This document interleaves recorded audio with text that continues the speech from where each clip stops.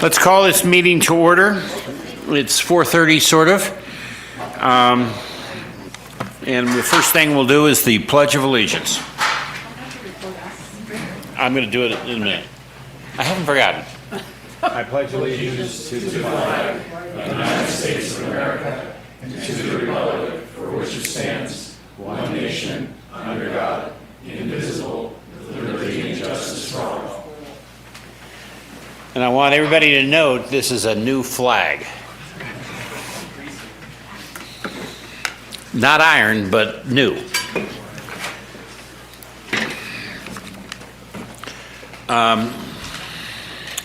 Let's have a roll call.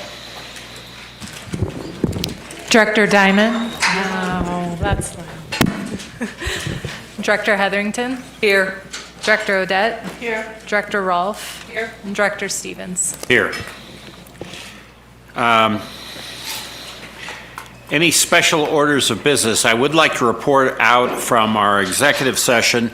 We discussed the litigation items and there's nothing to report. We did discuss our general manager review and there'll be a discussion of that in item number 6 of this agenda. Does anybody else have any special orders of business?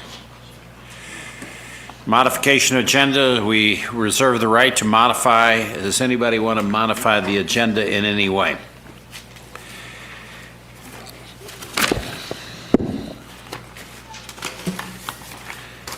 Speak your piece. Pay attention, be aware, and attend to the world and the people around you. Listen, focus on others in order to better understand their points of view. Be inclusive. Welcome all groups of citizens working for the better of the community. Don't gossip. Don't accept when others choose to do so. Show respect. Honor the other people and their opinions, especially in the midst of disagreement. Be agreeable. Look for opportunities to agree. Don't contradict just to do so. Apologize. Be sincere and repair damaged relationships. Give constructive criticism. When disagreeing, stick to the issues and don't make it a personal attack. And take responsibility. Don't shift responsibility and blame onto others. Share disagreements publicly. Now's the time for public comment for any item that is not on the agenda. Is there any public comment?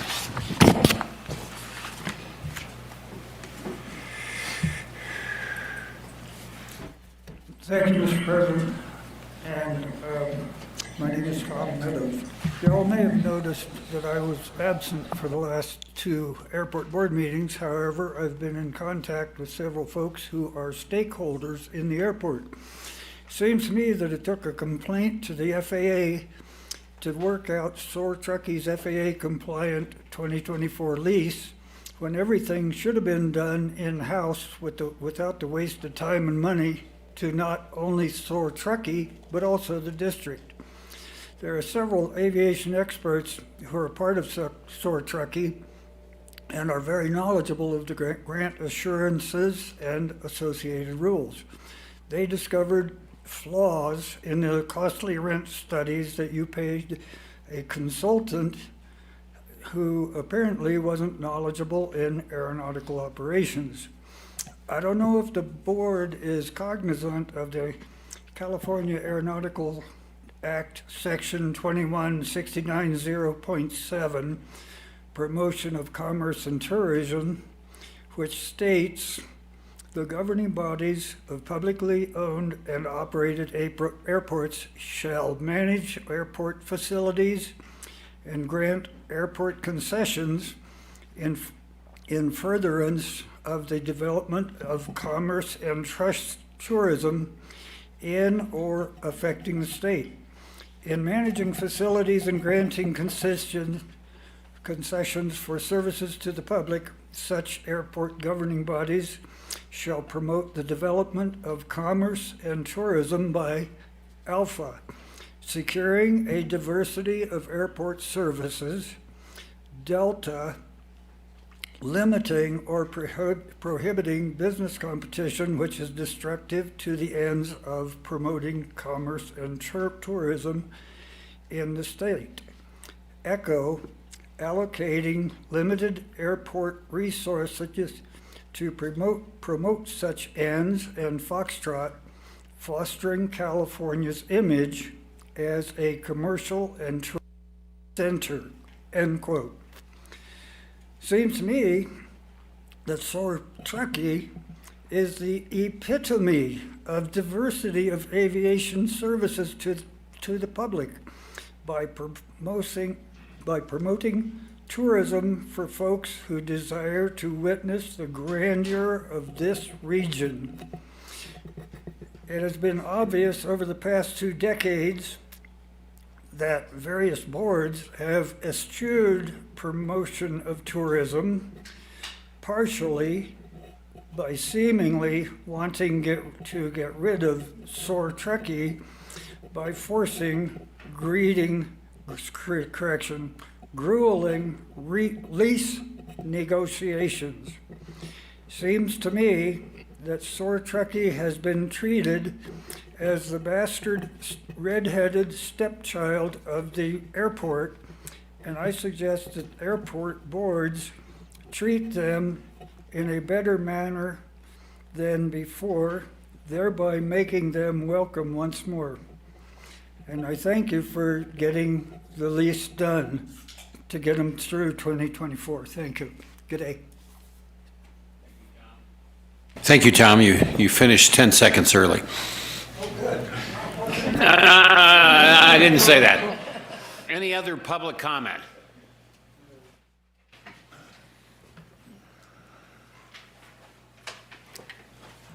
All right, howdy board, thank you. I think you all know me, Mike Daniel, local pilot, local community member. I just have a few thoughts that I've been thinking about and wanted to share them, things that could be potentially implemented into the process and procedures of the airport, and so on and so forth. First sheet, this one's me. This is my flight tracks over the course of the last year. It's a lot of flying. That's just me. You thought you were looking at probably all flight tracks over the course of the last year. It's not. This is a big messy map. So if you think about all the aircraft and everything going in and out of here, there's a lot of activity. So this isn't going away. What I want to point out is there's 0 overflights over Glenshire and 0 overflights over Olympic Heights. So as local pilots, we do our best. It's kind of a really cool data visualization to abide by the rules and what the airport sets up. Number 2, so this is just an idea I've had. AI. I'm calling this Airport Intelligence 1.0. And sorry if I'm shaking, I don't talk well in front of people. So I think AI would be super helpful to integrate into the website of the airport here. I started feeding an AI bot all the board meeting notes and started just asking it questions. What are we repetitively talking about? What are people consistently bringing up? What are we talking about environmentally, et cetera, et cetera? Well, it starts to spit out exactly what those things are. So for 2 years, I've been sitting in here. We regurgitate a lot of the same information and content and talk about things over and over again. So this could be extremely beneficial to 1, the local community, 2, people interested in these meetings, things like that. Provide some really great data. LTG, I said let's toast guacamole because I couldn't come up with a good acronym. But long-term greed. So I'm thinking about this airport over the longevity of time. I think we all know what long-term greed means. We've heard the term before. Anyways, it's the concept popularized by investor Jeff Bezos, referring to a business strategy focused on prioritizing long-term growth and sustainability over short-term gains, right? It suggests making decisions that may not yield immediate profits, but contribute to the company's long-term success and value creation. So if we think about that in terms of the airport, I've come up with this really fancy graph here at the bottom. We've got now and we've got later. And then we've got community benefit and we've got time, which I messed up, so I scribbled it out and put them in the right place. But we're talking community benefit right now with sort of no investment to whatever that might be. Infrastructure, let's take it, for instance. The community benefit will remain pretty much the same on taxes, et cetera. So if I think about that and we want to invest now, maybe the community benefit drops but maybe there's a way to pencil and think about the long term. Maybe in 20 years, we're actually giving the full property tax back to the community if we set things up right. I don't really know. It hasn't been penciled, thought all the way through, but it's a concept. Cool. Do I still have time? I'm up? Okay. I'll make it real quick. 27 seconds. Okay. The search for Max Puro. I don't know if anybody's familiar with this, but we've got a game of pilot to pilot pass it on that's global now. We've got AirTag based equipped boxes that we're tracking, online digital maps, all sorts of data. Truckee's the hub of it. Really cool STEM opportunity. Wings on the water. This is a concept I have. TTAD can put this on once a year. What we'll do is buy 5 or 6 of these floating pedal bikes, and we'll bring in the local community, schools, education, welders, whatever, and we'll build floating airplanes, and we'll have a race across Lake Tahoe. Theoretically, it could be whatever we want. Maybe it's Harry and Lloyd's, dog van, whatever that becomes. But to do that, we need to think about infrastructure and buildings and things that we can build and utilize here on things that are airport dedicated and things that are community or non-aviation use. To the conversation around last night, we can rent hangar space to big guys out here so they're not taking off at 5 p.m.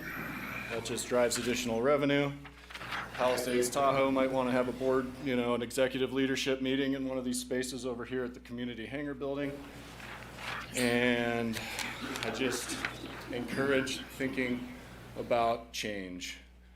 Change can be unsettling as humans naturally resist it, right? Yet it remains an inevitable force shaping our lives and the world around us. So thinking 20 years ahead and what's going on in this town and what people are doing and how much money is going back into the town, how do we get there?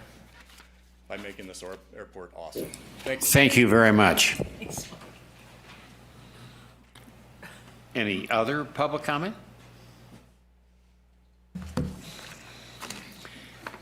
Okay, we are going to end public comment and let's discuss the consent agenda. Does anybody want to pull anything from the consent agenda? I just have a couple comments that, Comment. Comment. I want to remind everybody that the control tower costs $2,700 a day, whether one aircraft comes in here or 0 aircraft come in here. And at $1 million, that's $2,700 a day. The other one is that the classification and compensation consultant selection, I have no problem with it. I really just, in the negotiation of setting it up, I really would like staff to push to get data from Palisades and Vail and Altera, I can't keep them all straight, because they are some of the big employers, Tahoe, Donner, and Reno Airport, to include those numbers in the classification and compensation study as well. Those would be my comments. We've gotten your comments. Do I have a motion on the consent agenda? I move that we pass consent. Second. Any comment, public comment? Any board comment? Well, then let's have a vote. All in favor? Aye. Aye. Opposed? No. Okay, number 6 is approval of general manager's performance bonus. We went through a long process and really executed it expeditiously once we figured out what we were doing, which wasn't easy.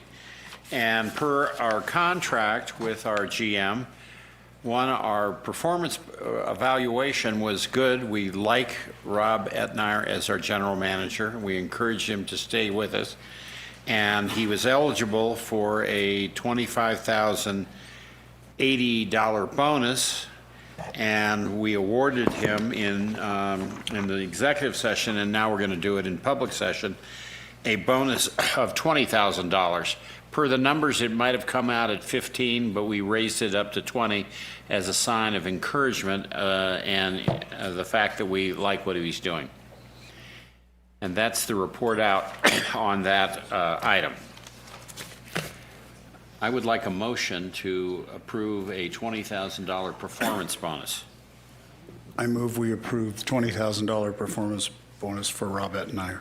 I'll second. Any discussion? That's for me, I'm not here. Pardon me? Just saying if that was for me, I'm not here. Oh. All in favor? Aye. Opposed? Okay. Next item.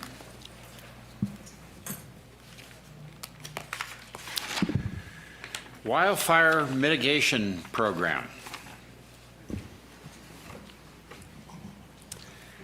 Thank you, Rick. Rob and I are general manager. I'll be covering this topic.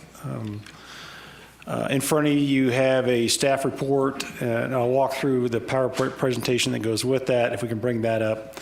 Essentially, the staff report outlines the results of several months now of board briefings and meetings and discussions with our local fire districts and CAL FIRE as well, talking about how we can bring the board projects that met the board's goal that was identified in this year's budget, which was wildfire mitigation. How can the airport district slowly shift its community benefit from individual projects and grants to organizations that benefit some people to a more robust methodology of projects like wildfire mitigation that benefits the entire airport district community. And so that's been an ongoing process here this last few months.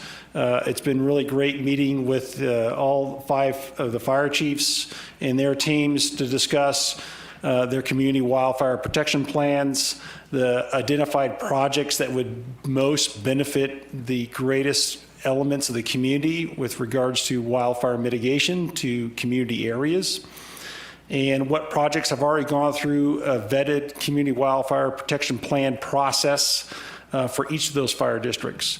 That meeting resulted in the projects that I'll walk through here today, and I see representatives from all the fire districts here that can answer additional questions if there are some.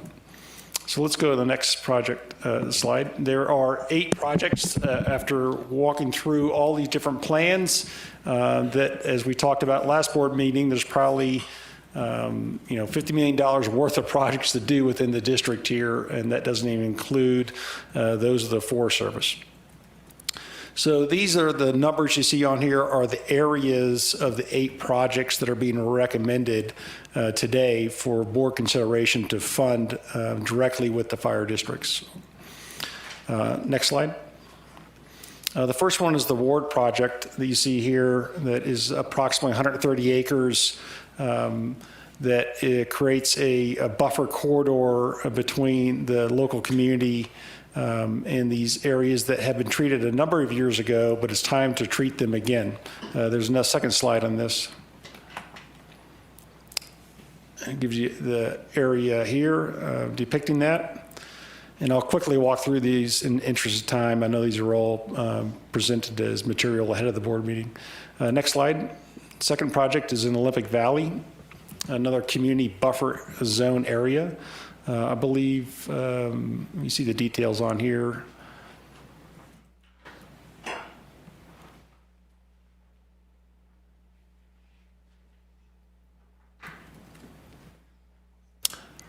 Next slide. This is the North Tahoe area, North Tahoe Fire District. This is the River Road Buffer Zone fuel break reduction. You see highlighted there, and the colors, the pink colors there. Next slide. This is in the Truckee Fire District zone, and this is the Sierra Meadows fuel break area. You see highlighted there in blue. Areas in and around this Sierra Meadows community. Next slide. This is the further details of that project that you see here that will be measured, funded as a project jointly by Measure T funds that the fire district has here in Truckee and by this potential funding from the airport district to allow this project to move forward in a more expedited fashion. Next. The Armstrong Tract is another project that you see just north of I-80 there. outside of the Armstrong community area. Next slide. This is the further details of that. This is another project that will have money both from Measure T and from the airport district to be able to conduct. The Martispeed Road egress is the highlighted road area there to create a further corridor. You can go to the next slide with the details. Another corridor along that road as a fuel break area, improving the areas on each side of the road there across almost 11 miles of roadway. Next slide. This is the north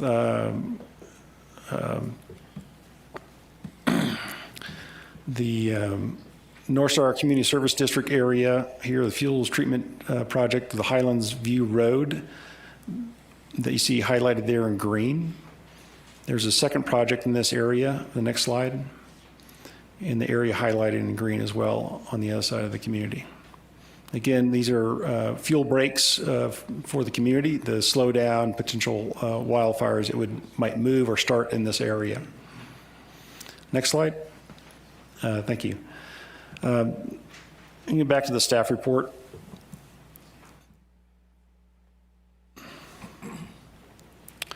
So on the second page here is a summary listing of the projects in total. A little further down, there you go, right there.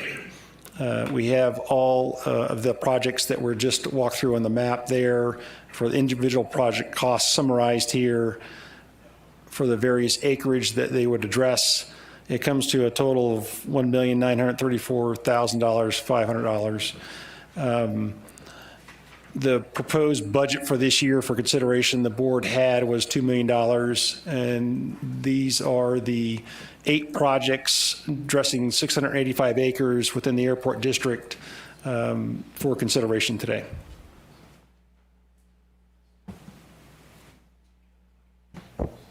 Questions from the board? Not a question, but a comment. You guys put this all together. It's amazing. You all got together and agreed, and that's pretty impressive. And a comment again, I'm really excited to see this because it's all over the district. It affects everybody. It's good for tourism because if we burn down, that's going to be really bad for tourism. And I had 2 brother-in-laws who lost everything in the Camp Fire, and they're still dealing with that. And every little bit we can do is good. So I'm really impressed at how fast Rob and the chiefs and everybody pulled this all together. And for the idea. Yeah, just to clarify, I was a little confused about how Forest Futures ties into this. There was a little bit in the staff Yeah, great report. question. There was some little comments in the staff report that I did not cover in my comments, but we had several meetings with the community, Tahoe Truckee Community Foundations in their Forest Futures program that was developed a number of years ago, talking about how we might, on a long-term basis, begin funding a pool of funds from various sources, if the airport district can be part of that on an ongoing basis to help leverage additional donations through philanthropy or loans or bonds or other items that might be able to be leveraged by the community foundation to create a larger funding pool to fund projects across the airport district at a more rapid pace than normally would be funded through normal public processes that the fire districts normally get funded through. That is an ongoing conversation. The actual Community Foundation did announce late last week, early this week, that they did, as part of this ongoing conversation, did receive a $10 million donation/grant to begin fueling even more of this work going forward. And that was a direct result of this ongoing conversation that we've been having about this potential for long-term efforts across the airport district for fuel reduction. So I think this is, I would describe this as phase 1, that's immediate deliverables this year of projects that have already been vetted by the fire districts that we can move forward and get that work done with working direct with the fire districts in CAL FIRE, state parks. Phase two may be further discussions to see if there's room and opportunity and interest from not just the airport district, but other partners across many jurisdictions here, private and public, to begin pooling a larger fund that would help accelerate this kind of work for multiple years going forward. I have one more question. If we vote on this tonight, does this work get done this summer? I think that is the goal and idea, and I think all the heads were nodding in the same direction. That was the goal, is, yes, of getting out and getting this money deployed and allowing the fire districts to start soliciting their own RFPs for contract work, et cetera. This year was the idea. I was trying to get this underway. So a month ago, we had some discussions which didn't lead me to be optimistic that we would come up with these programs. And I was pleasantly shocked when I got to see the list of each of these. And I'm very impressed. And it took me from doubtful to enthusiastic. So, and I'd like somebody to explain this, because it's not clear to me. I know there's some outs if they don't do it in 18 months. Do we give them the money? How does this thing going to work? Because I tried to read this and I gave up.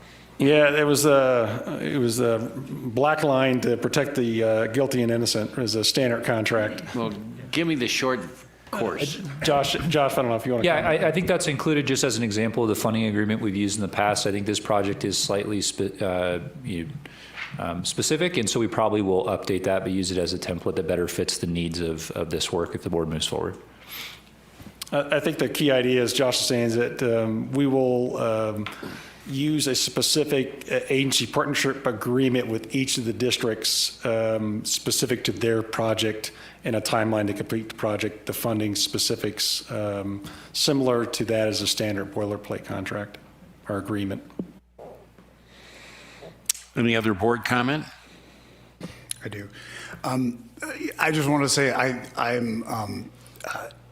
been into the fire concept for a very long time, starting when I ran in 2020. That was a primary concern for mine, and I did co-chair the Measure T campaign for Truckee Fire to help get that passed. I do feel like this is the #1 most concerning issue for this entire region.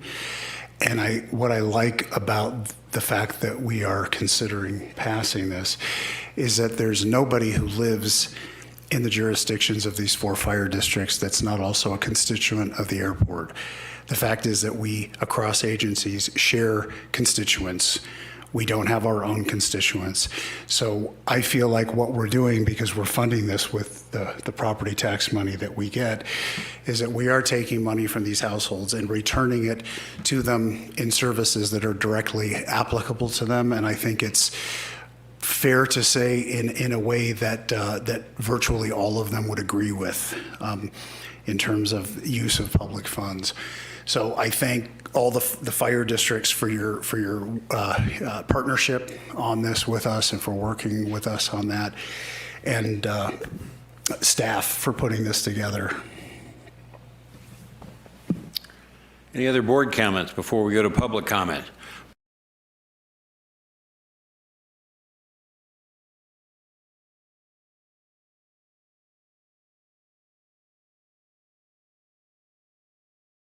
Staff. My name is Brent Armstrong. I'm the Division Chief Fire Marshal for North Tahoe Fire Protection District, and one of the agencies here before you is really to say thank you. Regardless of the outcome tonight, I think that the collaboration, the partnership is paramount, and this is an example of that.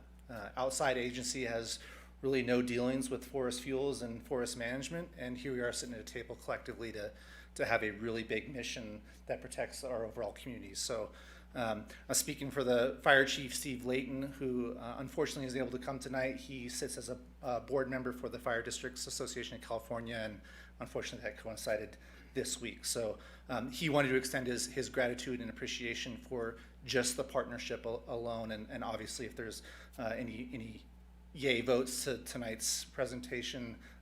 Appreciate that as well, but we are very excited to be a partner with that, and it's a big lift for the fire districts, and this is going to help significantly in fortifying egress routes and building buffer zones around the community. So thank you very much. Thank you. Any other comments?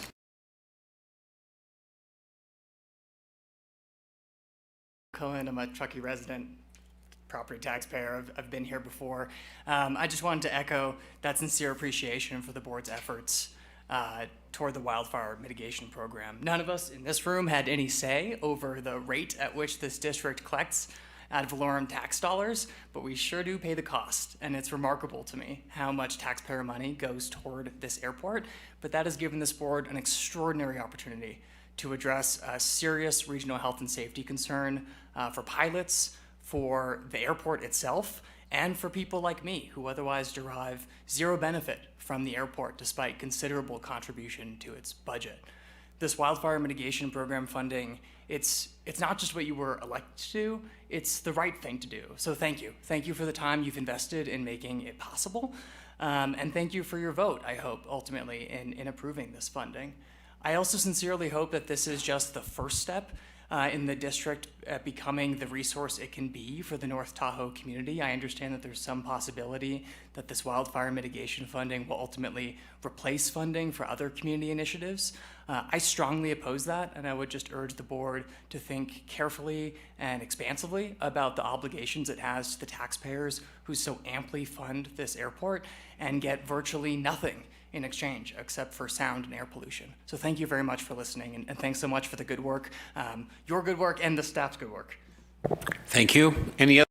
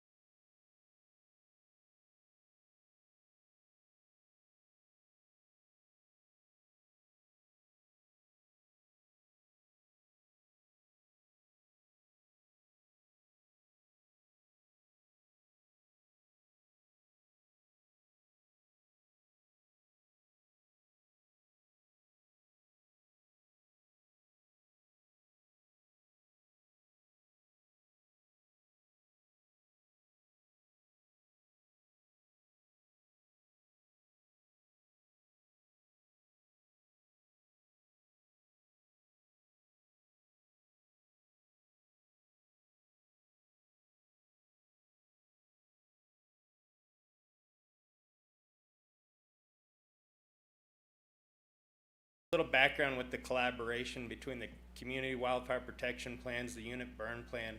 Those are all mandatory, but those planning processes allowed us to bring all this forward to you guys quickly and collaboratively. And you guys coming to the districts and the state allowed us to collaborate at a whole new level, work together and quickly. So no matter what the outcome is, we are all stronger as a region, as districts, because of your guys' initiative. So thank you. Thank you. We'll find out shortly. Any other comments? Any board comments? Any other comments, period? President Stevens, I do have a one recommendation. I think to Director Diamond's point earlier, it's important as a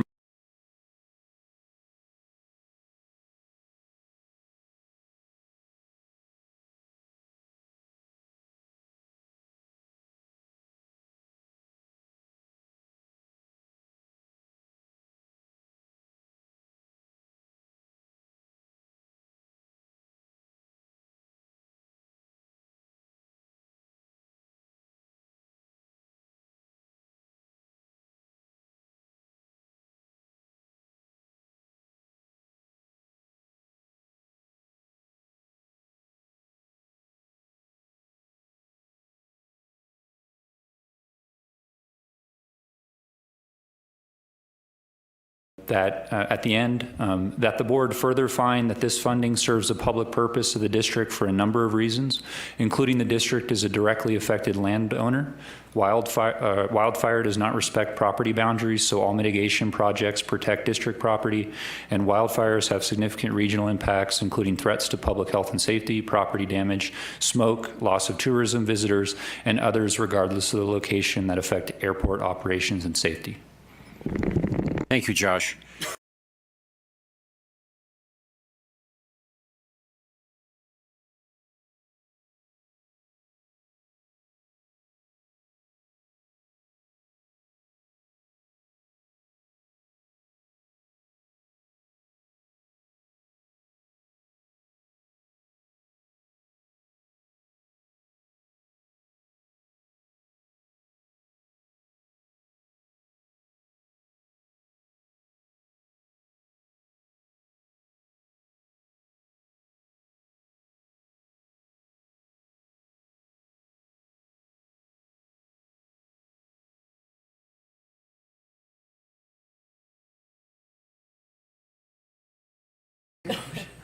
I'll second it.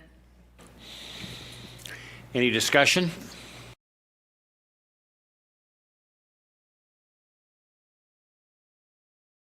Wow.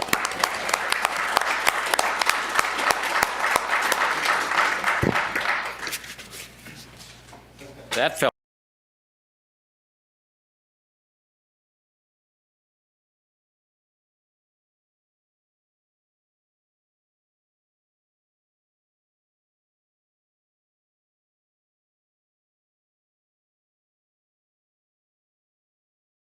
impact my hangar more than $500 in a fiscal year. So I have to recuse myself and then come back when you're finished.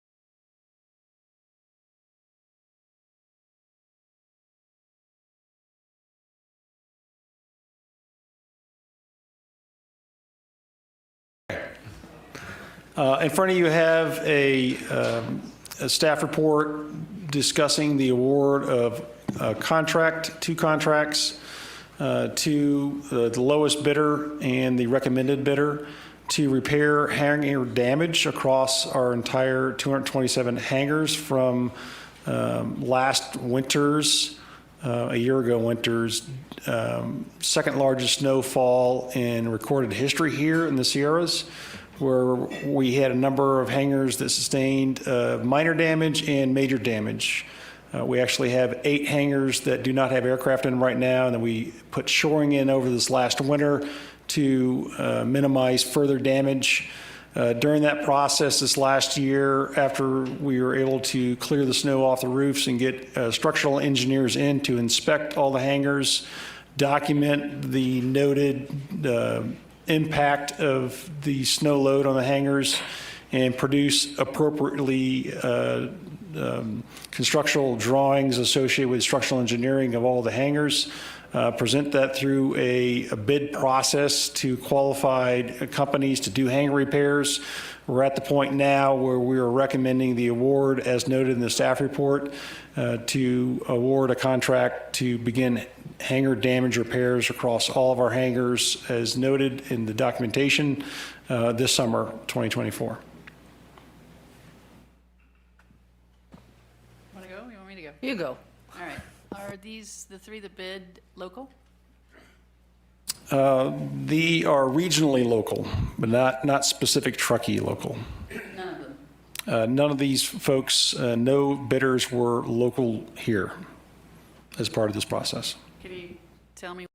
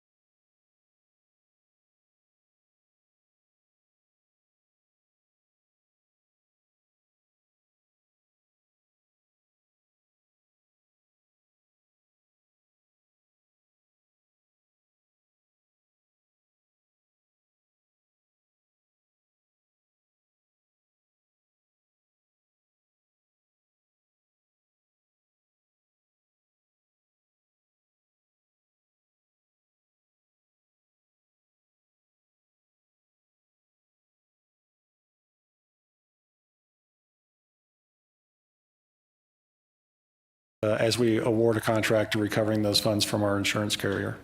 Great. I'm in favor of it. And Hangar Row, as per our discussions yesterday, 1 through 4, you know, that had that different surface on it that Dave talked about. The hotel row? Yeah. Right. And all of them. If, you know, if there's a delta in the cost to put that material on from what the insurance would pay, I would say that we should cover that out of our own money, because he was saying how great that was because it didn't hold any, it was much less likely to hold snow. There were no damage in that road. In the first floor where that roof had been redone. Yeah, we don't currently have bids as part of this proposal, or the solicitation did not include additional bids for additional work related to this. But we can have those conversations with the company that is awarded and see if that's within their scope of capacity to do that type of work for those kind of roofs systems. It is a special type of treatment. The award that we have in front of us is the actual damage repair related to the beams and the purlins and the limited roof panels in some areas. Most of the damage is not the visual roof panel itself that I believe Dave was talking about with that roof system that was partially replaced a number of years ago. This is damage repair to the structural integrity of several buildings. Okay. Okay, Right. so that's the structural, and that's what insurance. I guess I would ask you to get some information about the surface product and retrofitting all of the hangars with that.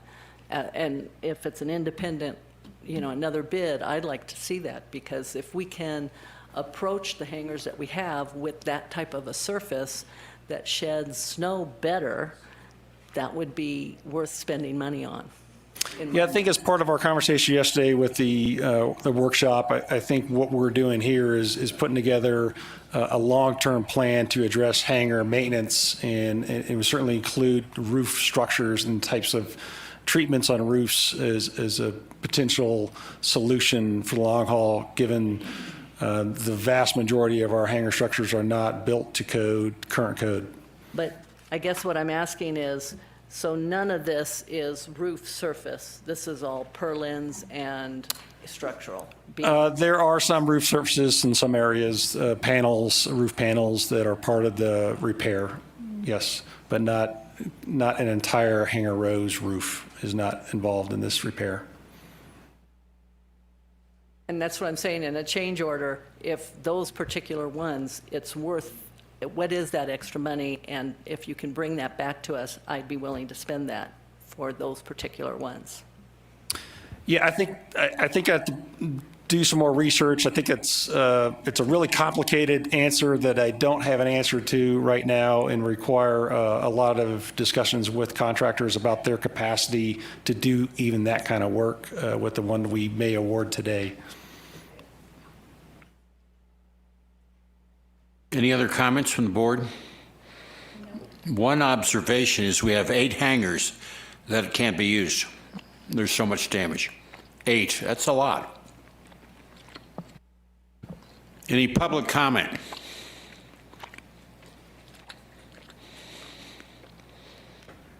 I move to approve and authorize the general manager to contract with Rua and Son Mechanical for both hangar metal wall panel repairs for $154,617 and hangar roof repairs for $3,397,203 as outlined in the bid packages.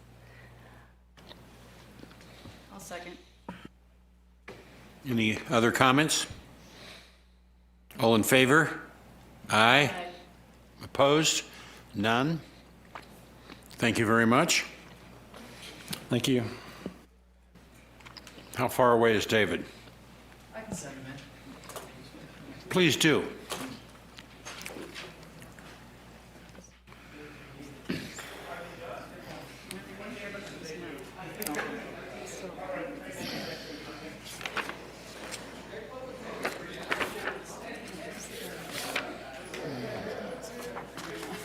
Okay, What did you do? we voted yes. even for your hangar. Did you have damage? It was cosmetic. The one next to mine had substantial. Mine was. Our next item is a discussion of doing a new economic impact study. So I'll just open this and then I'll turn it back over to the board for the discussion. I was asked to put together where we're at with doing an updated economic impact study. The last one for the airport district was done in 2017. As part of our strategic plan, we identified some areas related to this same topic as something that we are interested in addressing going forward last year. Those are the specific areas within the strategic plan that I have outlined in the background statement there. I think there's discussion of which way the board would like to go. The strategic plan doesn't specifically call out an economic impact study, though it alludes to that as a product. I think part of what the conversation, the strategic plan was identifying, is there a way we can partner with other regional organizations that have a similar interest in mind to maximize efforts, if that makes sense. And so given those two methodology, either doing one like we did in 2017 or doing something that's collaborative with other agencies or entities similar to us that would make sense to partner with, what would that look like? And so what I try to include as background information is, of course, the 2017 report and what that was, and then some other similar reports that have taken place both the Reno Tahoe Airport this last year and with Aviation Association industries that have some regional based analysis, and then some other airports that have done similar studies that take into account other things than just pure fiscal economic considerations. And I think that spectrum, I was trying to cover the range of feedback I was getting from the board members with regard to what they are interested in seeing in an economic impact analysis. And so with that, I will turn it back to the board for questions and discussion. Thank you. Ma'am? Please. I think this is super important, and these people that were commenting up here, the public commenters, is exactly why.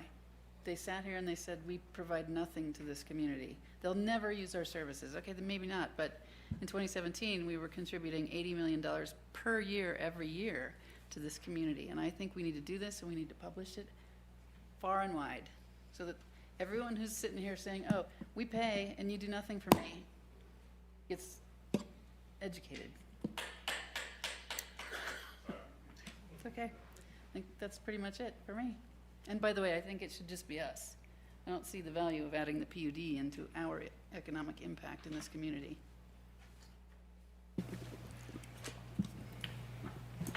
I had a question. Please. Generally, when we are looking into one of the big report things, I'm usually net negative on it only because I think what I would rather reverse engineer the goal than just do the report. Now, you've outlined a goal there, which is a communications thing, which I respect.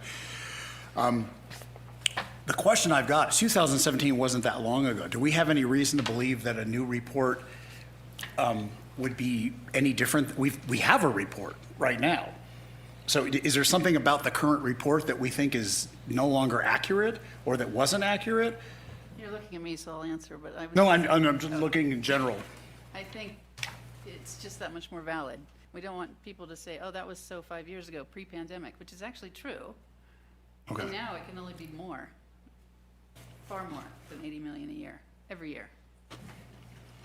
Also, having grown up here, I think that it's a huge message, because I grew up here when there wasn't anything, and this has changed everything. The airport has changed everything. Is that what you meant? 100%. Without the airport, we wouldn't have a rec center. It just wouldn't be the same. We wouldn't have the tax dollars pouring into this community that we have. What do you? Why now? Because we are getting bad press every day. And the message never, I mean, last time we did it, we didn't, I don't know, it went up on the website, but we did nothing with it. We need to change the Right. narrative. From the airport sets our tax dollars and does nothing for us other than support the rich. Right. To what it actually does. What would actually be gone if this was gone?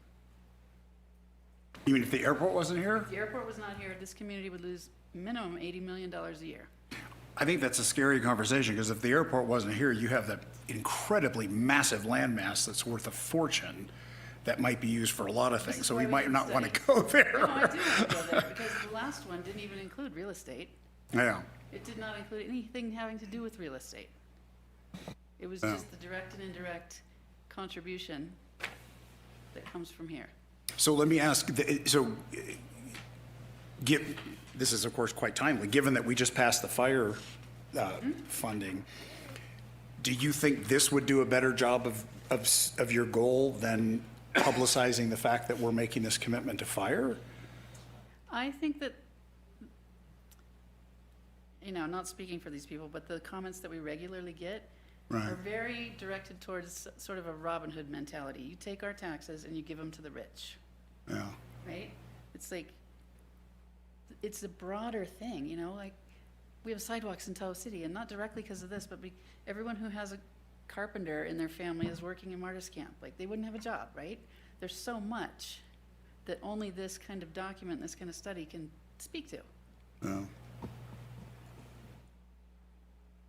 Well, I was here, and I was on the ad hoc committee with Tom Van Berkom when this report was done. I was on it with Lisa after you left. Okay, so maybe I finished did an it. earlier one. Yeah, you took it over, yeah. And, you know, it's 73 million, and that's direct, indirect, and induced. They include the employees that work in the fire department over here. There'd be a fire department here anyway. So, I mean, it's all, to me, when it all came out, it feels pretty biased. So, and it's 73 million out of in 2017 of a 3.4 billion economy, which is 2.1%. And going back to strategic plan, because that's where we're trying to work from, the thing was quantify regional economic benefits and consider future study with regional partners. It's a whole enchilada of what does Palisades bring in? What does North Star bring in? What does Tahoe Donner bring in? What does the lake bring in? This is a bigger issue. And for me, I'm looking at it from the best use of staff time. And is this the right time to be doing it? Maybe this is something you do in the winter when things are slow, because we have hangar revitalization happening, hangar repairs happening. We have really, what I'm going to be pushing is that we really need to look at our PMCDs, because our control documents depend, we really need to delve into it. We've touched on the policies, but we have not touched on the PMCDs. And I think that we need to delve into those in a huge way as a board, because I know I've not read them in many years, and I'm wondering if anybody else has. So what else do we have? We have the air show coming up, huge amount of time on staff time to do it. We have various litigation going on, huge staff time. And we got 2 people leaving. And just not that they're the people who are doing it, but there's a lot in play. And to me, this just seems, yeah, okay, if we want to take it on in the winter, not when we're going into our busy summer season. If your only objection is the timing, I'm fine with that. And as our strategic plan says, it's regional economic benefits with all the regional partners. So talking as a group, again, the airport has been a catalyst in so many partnerships in this area. And we should know how we fit into that, or how all these different partners fit into it, not just us. Because it's, you know, the fire department has it feels phony to me to include fire department employees in airport numbers. Okay. So to me, it's like, this doesn't seem like the appropriate time. I'm just looking at staff time. And, yeah.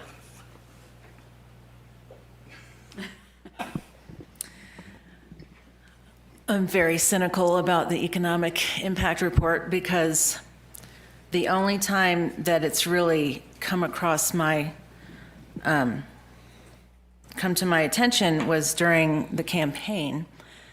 And I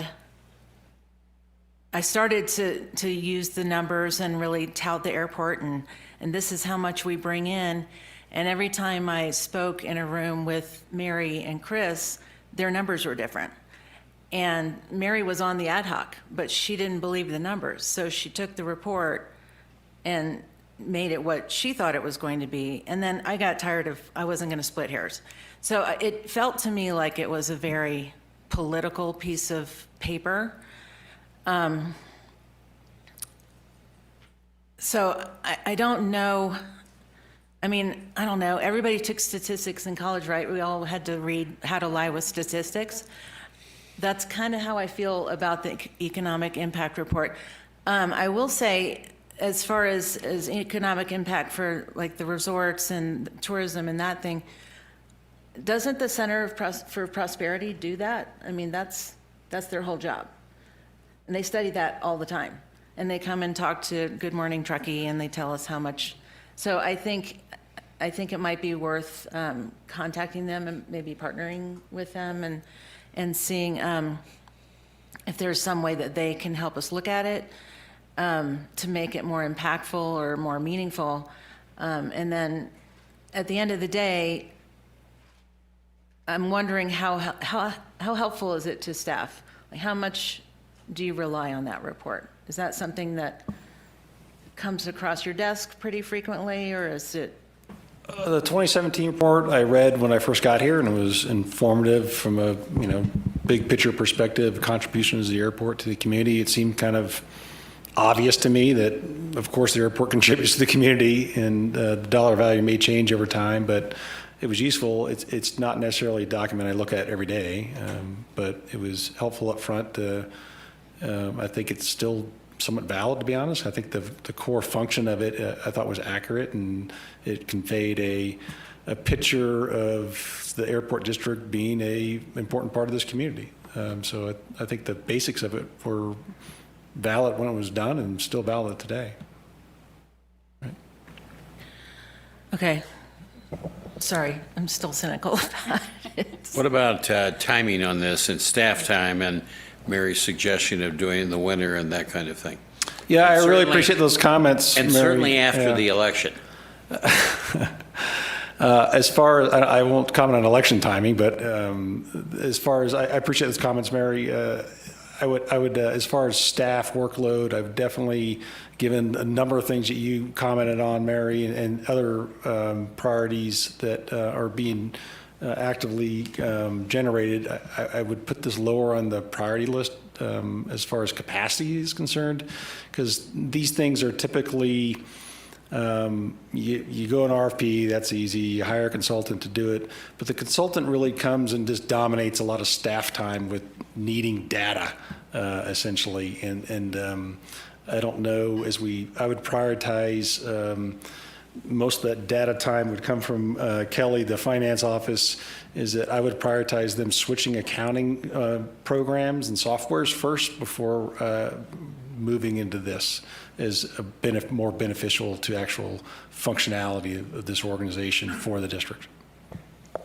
So what is it you just said on a recommendation? On about a doing- date timeframe, I would say this fall, probably prioritizing around then, or having a further discussion. If there's, I think it's a great point, Kat. There is, I hadn't even thought about the Center for Prosperity, but it's probably worth having a conversation with them to see what data they already have that may satisfy this at a certain level as well, or inform it better. Yeah. I wanted to, this may be not what you want to hear because it's kind of going up depth for Mary was saying about the staff time. I couldn't agree more with Teresa on that we have a public perception issue. And I do try to explain this to people a lot. It's difficult to explain because it's so complicated. I personally don't feel like the economic impact report helped in that, because it's these kinds of reports you can spin anyway and argue whatever.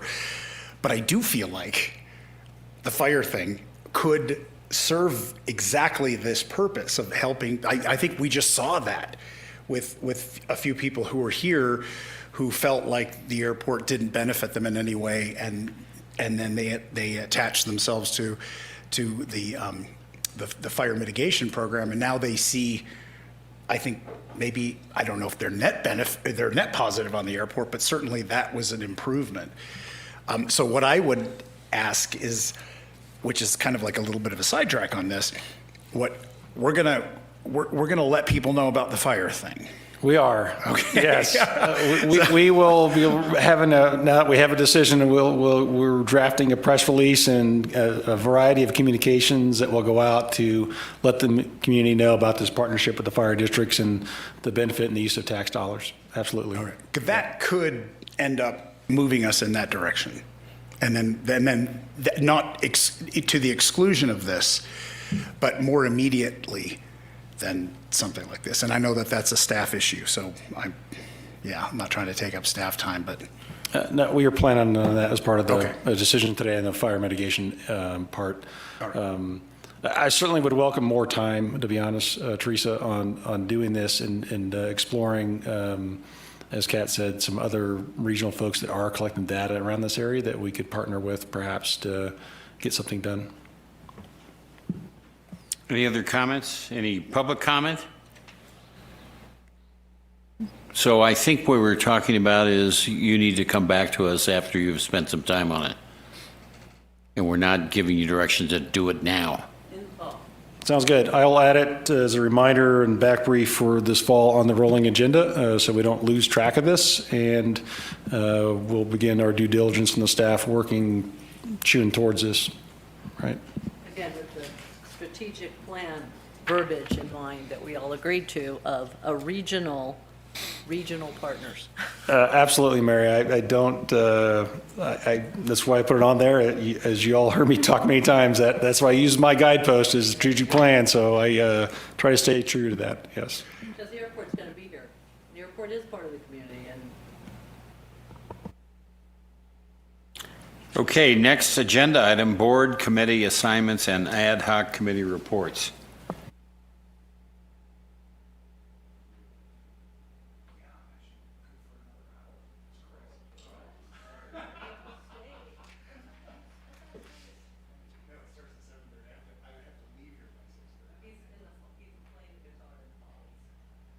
so he's rocking it out tonight.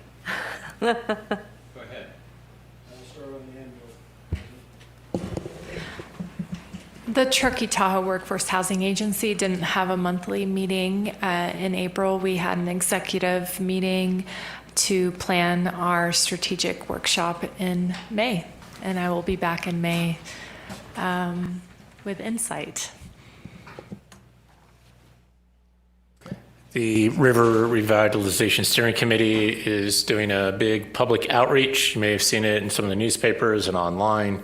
There's been coffee talks, taco talks, but trying to get input from the community as to what the visioning of the river corridor looks like in the future. There's been some flyers, there's door hangers going out to residents that live in the river corridor as well. So it's a big outreach to get community input.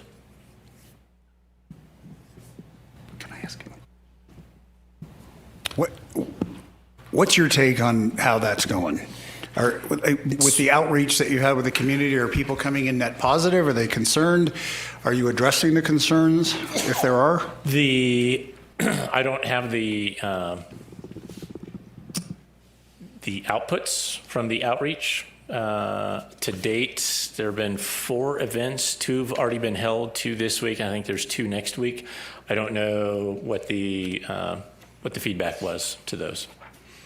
Generally speaking, the people that have shown up, I would posit that these are people that are very interested in the river corridor, interested in the preservation, what it looks like in the future, protecting it. And it's been really positive input, at least at the meetings themselves. Thanks.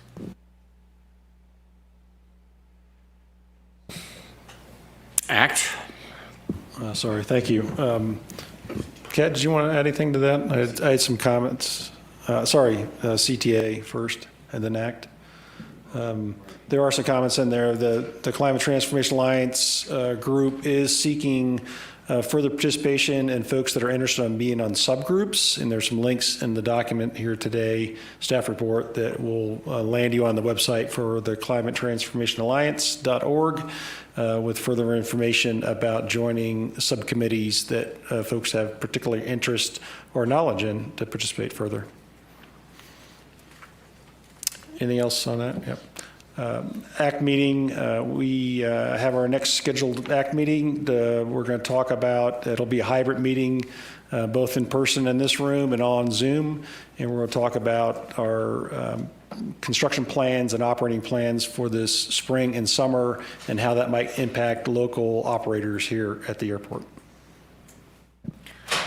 I'd just like to say, I really appreciate the time that you and Jeff spent rolling out the hangar revitalization stuff.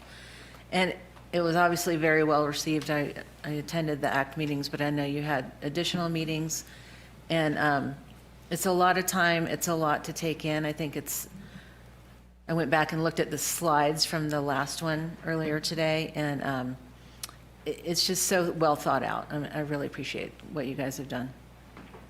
I give the credit all to our Director of Aviation, working with our Director of Operations and their teams to roll this out. Add to that, I ran into a hangar attendant at Wild Cherries, and we got to talking, and he was on his way over to the airport when he left there to clear out his hangar.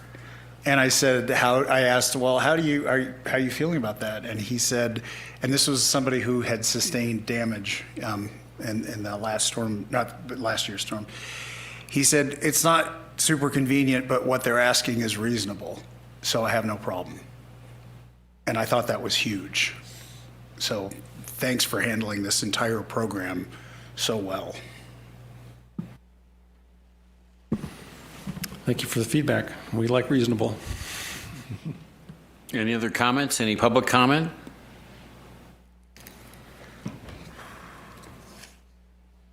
Well, are we going to the GM report? We can. If we go to page 2 on GM report, I'll just highlight a couple overview areas here.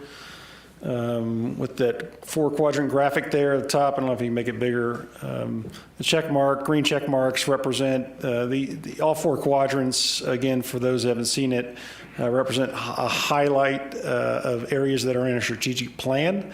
And this is just a monthly tracking visual. The check marks that are in green represent things that we have completed that are well underway.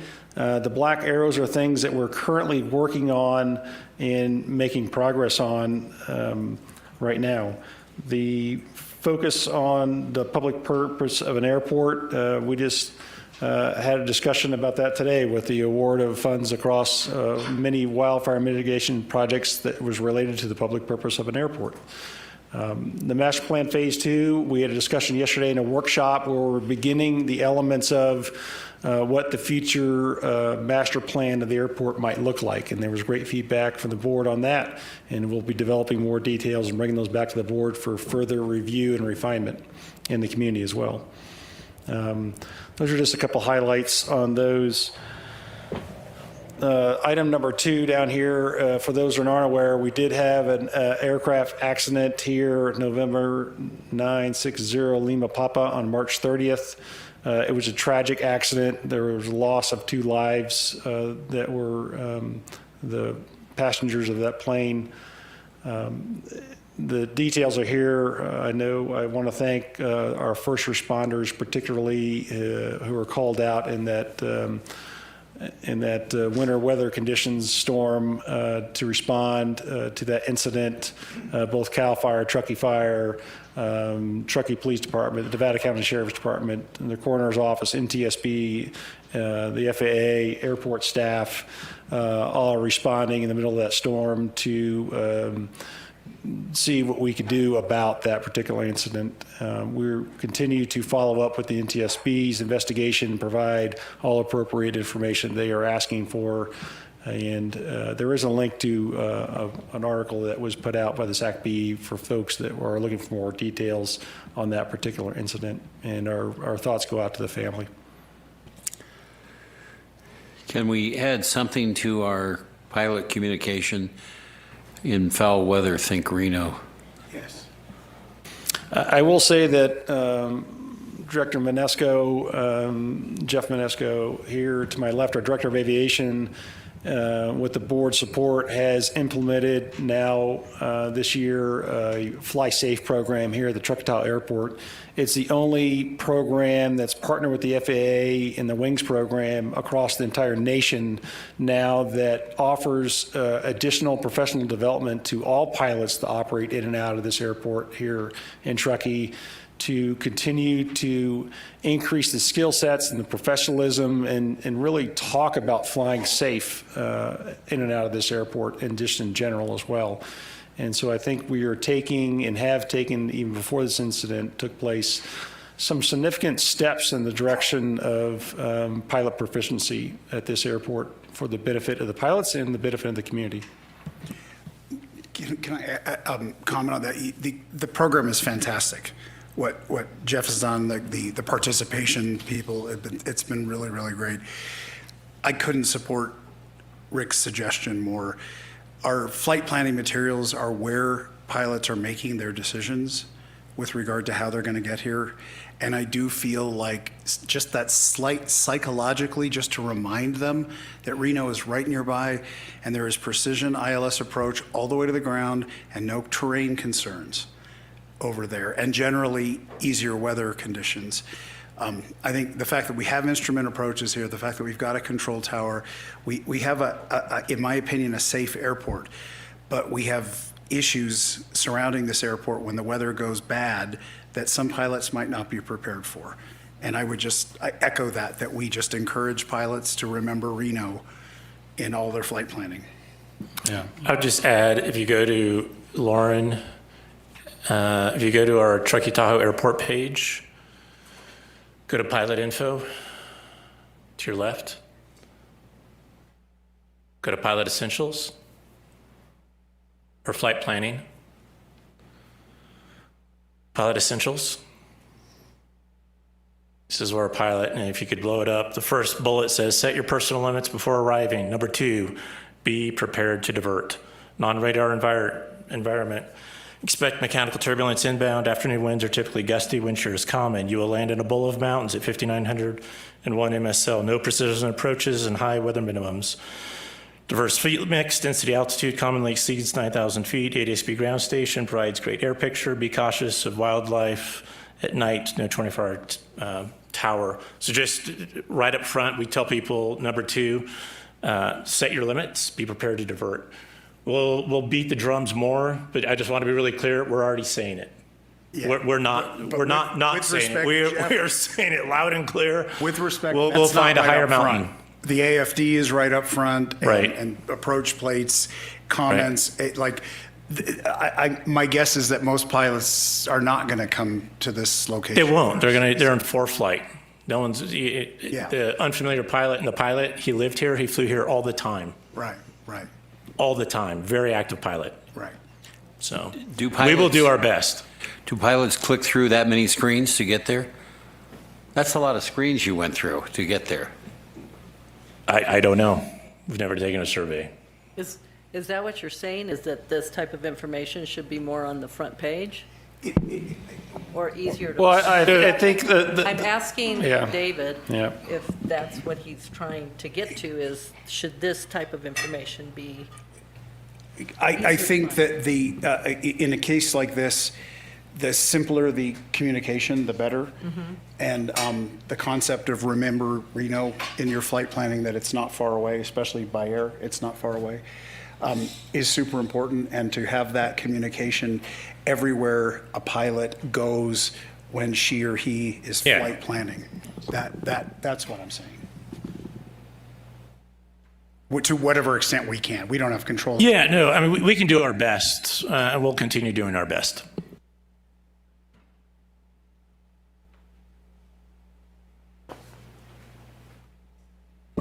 Let me continue on, unless there was another comment on that. Absolutely great comment, though, David, Rick. We'll continue to look at ways we can continue to encourage folks to think twice in foul weather about what they're doing. Maybe that get something in Airport Community News, you know, go check out this other site. It's an idea. I have a quick question. Was 80 closed when that happened? It was open. At that time, it was still open, right? I-80, right? Although when I drove in on Route 89, it should have been closed. It was ugly weather-wise. Yeah. I was just thinking maybe we could put something like 80's closed, rethink your flight plan, you know, something like that, but it wasn't closed, so. I don't know. Item number 3, it was Earth Day just the other day, and related to that, Climate Week here, many events going on around the globe. We have completed our 2023 sustainability report, and the board has seen this already, but we have some rather significant findings and savings across our scope 1, 2, and 3 emissions, and they're outlined here, and the board's seen that, but I'll just highlight those for folks who have not seen it. It's worth taking a look at. There's been some significant progress made here from the original greenhouse gas study that was done back in 2015 timeframe. So, Robert, it says decreased by 31%. Is that compared to 2015? So that report is compared to 2022 to 2023. The 2015 report was done, you know, the techniques of measuring and the definitions of what was measured has changed over time slightly. So I really wanted to compare apples to apples for 2022 to 2023, and that's what this report specifically does. It does talk a little bit about the original greenhouse gas report, but some of it was different methodologies of reporting and tracking, so I didn't try to compare it totally to that. Yeah. And we've also launched a new sustainability website, which is linked off our main site under the sustainability tab, and that link is on the staff report as well. And I will stop my comments there and turn over to our Director of Aviation and Director of Finance for their reports, unless there's questions.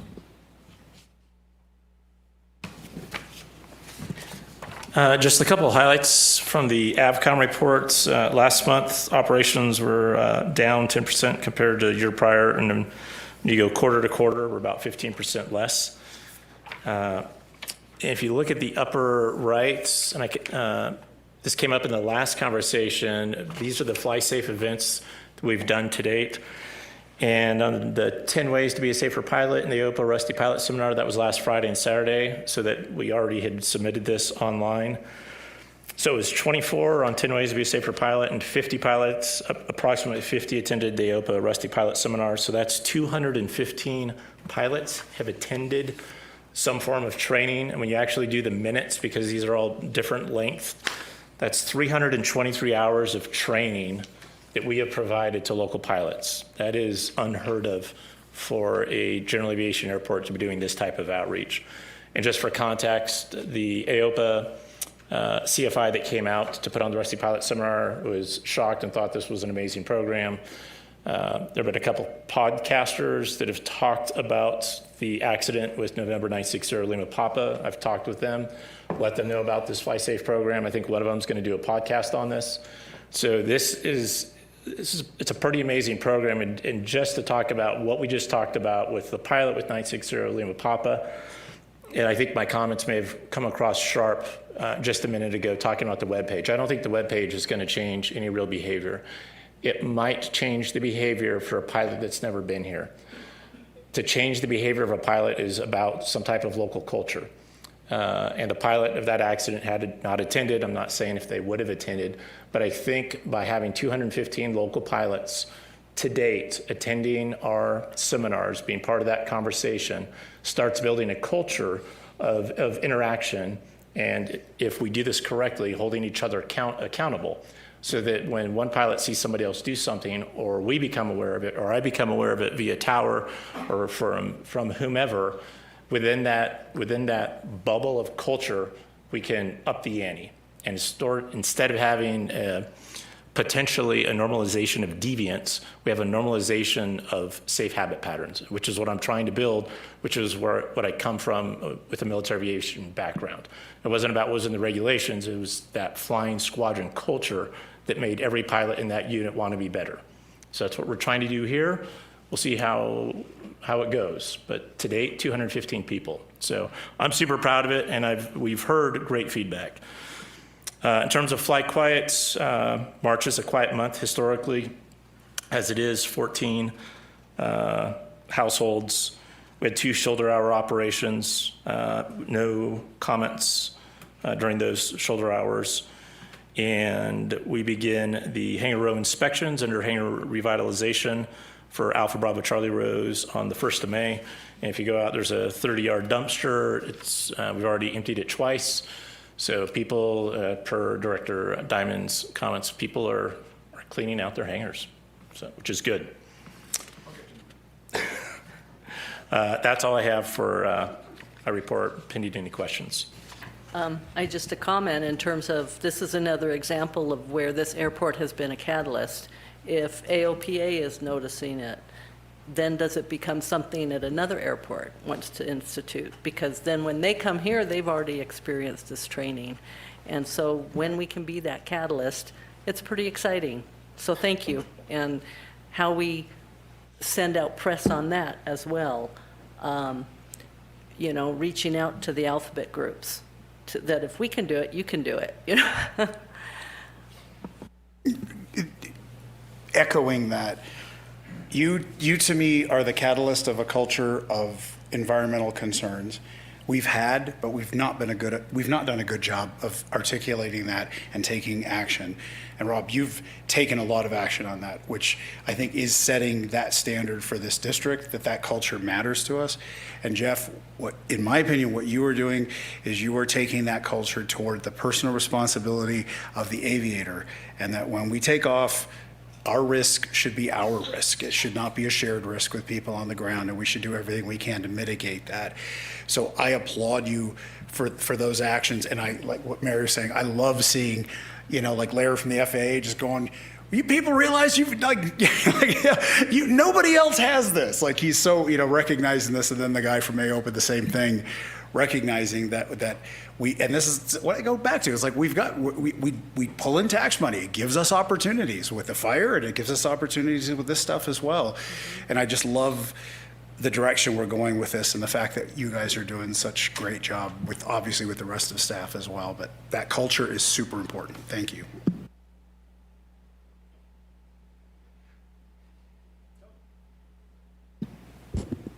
Good evening. Just want to go over our first quarter results here briefly. Sorry, my stuff is not nearly as exciting as Jeff's. Total revenues of $4 million. We're up just She over just ran 100,000. the Boston Marathon, which is way more exciting. No.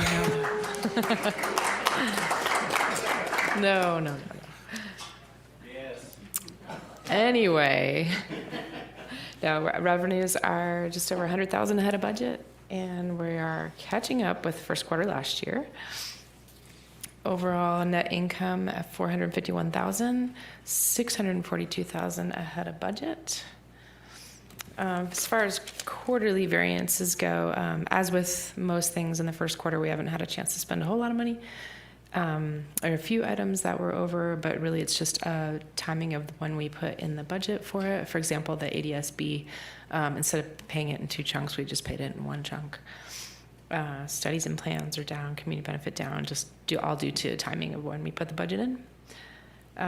Forward looking, April is starting to catch up a little bit. We should get close to April of last year as far as gallons sold and fuel. And we have, on the capital front, purchased an additional electric vehicle, another Ford Lightning, working on the fuel farm skid and making some forward progress on, let's see, some of the other items. The CareFlight carpet replacement, CareFlight generator.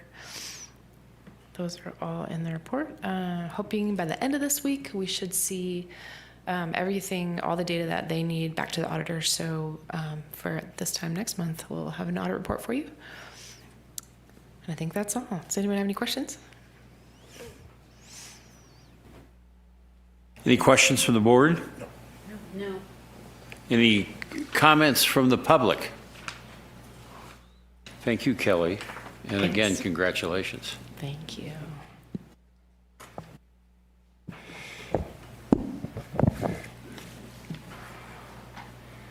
All right, future agenda priorities and meeting management. There are two items that I'm adding to the rolling calendar to bring back to the board from today's meeting. One is this fall, looking at the economic impact study concept and a path forward that meets the comments that were introduced today by the board, how we can do that best. And the second one is looking at options and audibles related to our hangar damage repair. The Director Hetherington mentioned how we might be able to maximize different roof type of applications as part of this repair process that would be beneficial. So I'll be looking at that this next month with our contractor. And that's it.